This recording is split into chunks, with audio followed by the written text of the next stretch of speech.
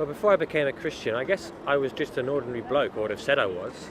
I wasn't sort of floundering in the depths of any obvious and visible sort of sin or anything like that. I was an ordinary bloke. I was getting on well at school, going to go to uni, get a job, make money. Those are the sort of priorities I had in life. And the way the gospel changed all that is that it gave me a bigger priority than all of those things, which is living for the Lord Jesus, living a life that reflects how good he's been to me, and living a life that hopefully attracts people to him. That has made some huge changes. He's number one now, where before he was way down the list. But in some ways, I guess you might not, if you looked at my life, you might not think that an awful lot has changed. But I think it's my motivations for doing things now that have changed. Before, I would have, maybe I was only nice to people because I thought if I was nice to them, they might be nice to me back. I loved and cared for people because I wanted them to love and care for me. I sought the good approval of others by being nice to them, those sorts of things. Whereas now I have a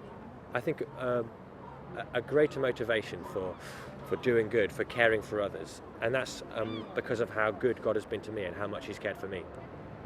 Well, I was brought up with Christian parents who took me to church every Sunday and tried to encourage me to explore the claims of Christianity for myself as I was growing up. The thing was, I wasn't that interested in that. I was very involved in my school. I played lots of sport there, was involved in being a sort of a prefect, things like that. And so by the age of sort of 16, 17, I didn't think that Christianity had anything for me. I was set on going to university and making something of my life that way. And I didn't think Jesus had anything for me. That all changed when I met a guy who started working for the church that my parents went to. He was a really nice guy. We got on really well. And I really liked him. There was something in him that was very attractive. His kind of steadiness, his integrity, but at the same time he was clearly a guy who knew how to have fun, and he wasn't sort of limp-wristed or anything like that.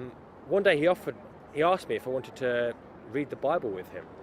I'd never really thought about that, but I liked him, so I said, yeah, why not, let's give it a go. And I remember the first time we met, I kind of snuck out of school in a free period to go and hang out with him in a cafe.